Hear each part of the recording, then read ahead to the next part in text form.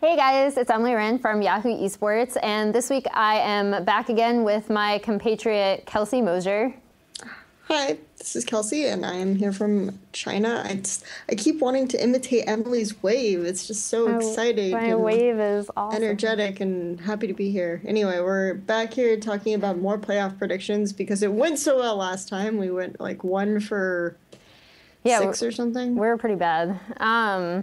It seems like everyone was bad though, so that's the positive thing. Now that we've seen some of these teams in BO5s though, we can get a better sense for what happens this week, right?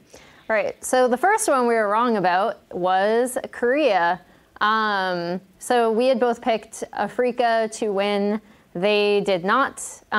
They were 2-0'd by MVP. And then KT ended up playing against MVP in what, in my opinion, was pretty sloppy series, despite the fact that KT did end up getting the 3-0. I don't know what your thoughts were on that initially, Kelsey. Do you though? Because I seem to remember sending you messages about how your team is awful. And by your team, I mean KT.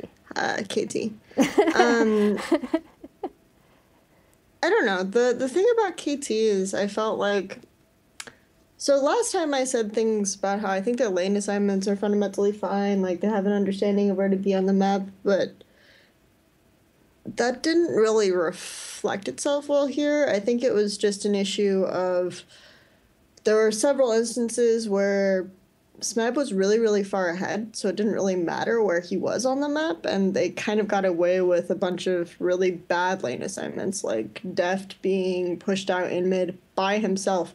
If you have an AD carry mid by himself, typically speaking, there's not a whole lot he's going to be able to do by himself to defend the mid-tier turret, things like this. So I think that was really problematic in this particular series. I don't know. What about you?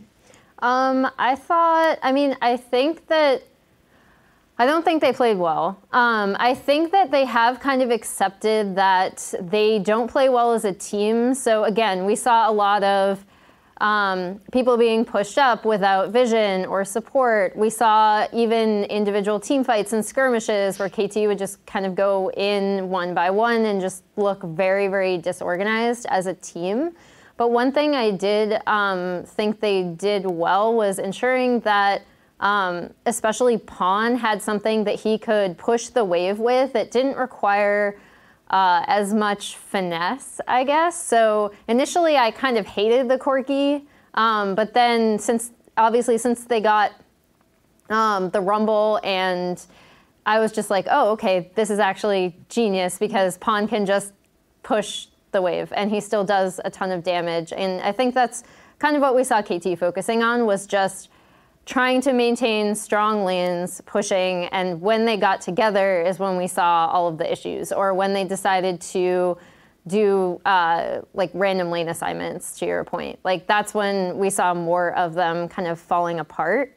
So now the question is whether that is going to work against Samsung, which is a team that has looked generally cohesive and better as the split has gone on after about like the midway point. Yeah, so you brought up Pawn. That's a really good point to start from, because I think as soon as I bring up Samsung versus KT, everyone immediately says Crown is just going to destroy Pawn. So what are your thoughts on that? Like, how can KT kind of avoid that situation?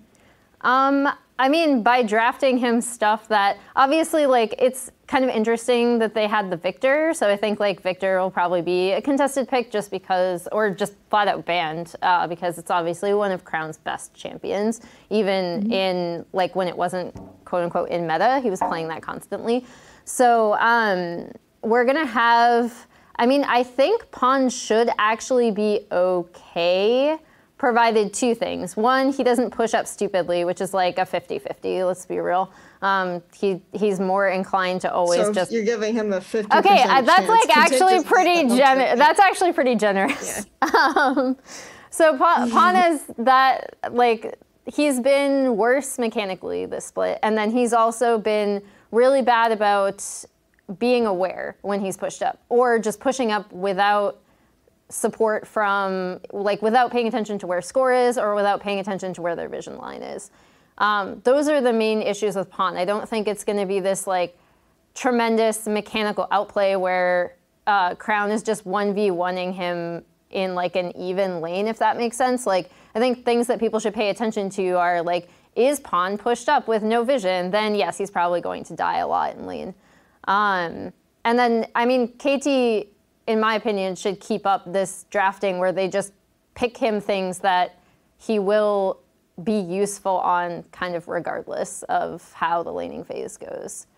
I do think, I was going to say, like, to transition into, because I know we want to talk about Haru a bit, I do think one of the reasons why Haru has looked so good is actually because Crown has been performing so well.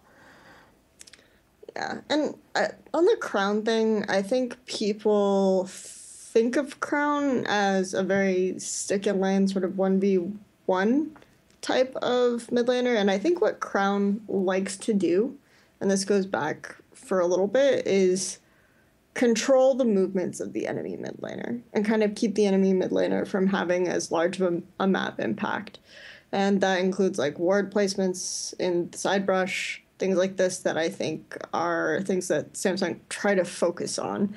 And this type of strategy, I don't necessarily know if it's effective against Pawn, because Pawn doesn't do a whole lot of roaming or anything like that. So I'm not 100% sure that it's actually that terrible for Pawn.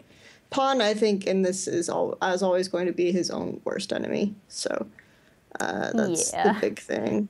I think, though, the reason why, as you already pointed out, the mid lane matchup is so important is because of the jungle matchup. Yeah. And when we talk about Haru and score, we talk about Haru as someone who is a little bit more of a risk taker, a little bit more unpredictable. I always kind of cringe when I see Haru because I feel like he shouldn't get away with stuff that he gets away with, but I know that he's probably spends a lot of time studying his opponent jungler, like knowing where they're going to be so that he can get away with some of this stuff, or have a higher chance of getting away with some of this stuff.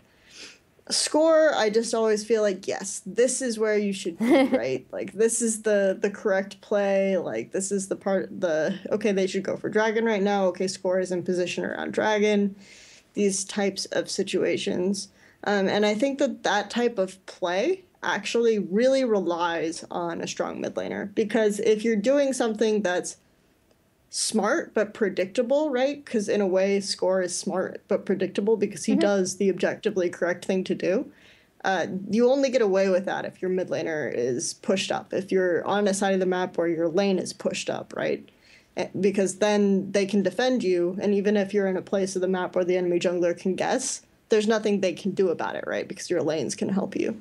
So I think that's a fundamental issue to talk about. And so when we talk about whether or not KT can win the early game like they're used to, we talk about whether or not KT's lanes can do well. Yeah. So I do think a lot comes down to draft. How do you feel about KT's ability to draft like 2 of 3 strong matchups, let's say?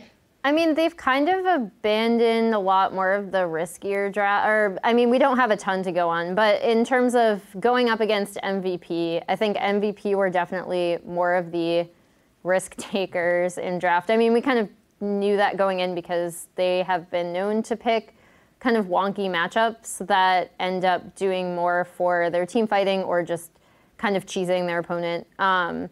I actually didn't mind KT's drafts against MVP. I thought, like I said earlier, that they did a good job of making sure that their lanes were pushing and they were getting laning advantages. So when they did screw up in team fights, which is kind of inevitable at this point once KT gets into the mid game and starts swapping their lanes around, I thought that they made sure that they were far enough ahead that those mistakes didn't matter as much.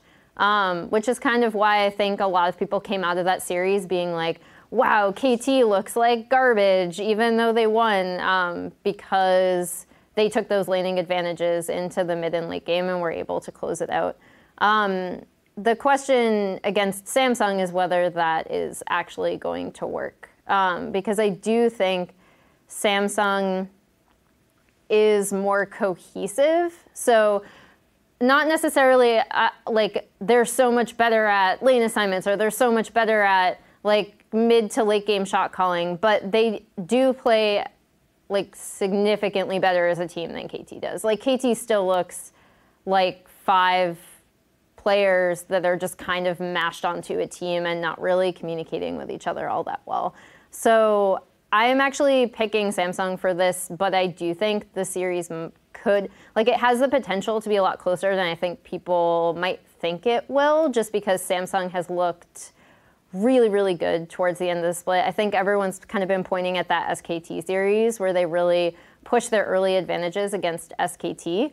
And this matchup is really interesting because I do think we see 2 teams that want to get a lot of things done in the early game. Like, Haru does do those risky invades because of how Crown is pushed up. So this is going to be a really interesting early game lane focus. Like, that's what I'm going to be looking at when I see these 2 teams go up against each other. And I'm giving the edge to Samsung just because I do think they're a lot more cohesive than KT are.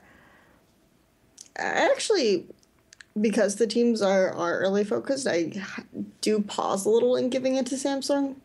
But I think that Samsung still will ultimately have the strengths of having better Baron setup, right? Yeah. Having better vision control on top side when they're doing a 1-4, things like this, or 1-3-1.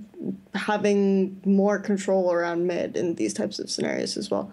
So I think that we're probably going to see a lot of games go to KT early because I do think that KT are actually really good at drafting for laning phase. And that's going to be something that's going to matter a whole lot in terms of early game success. So I do think it will be Samsung, but I think it'll be actually really close. So. Okay, cool. Thanks for joining us, guys, and tune in next time to when we go through the rest of our playoff matches around the world. Thank you so much. Bye.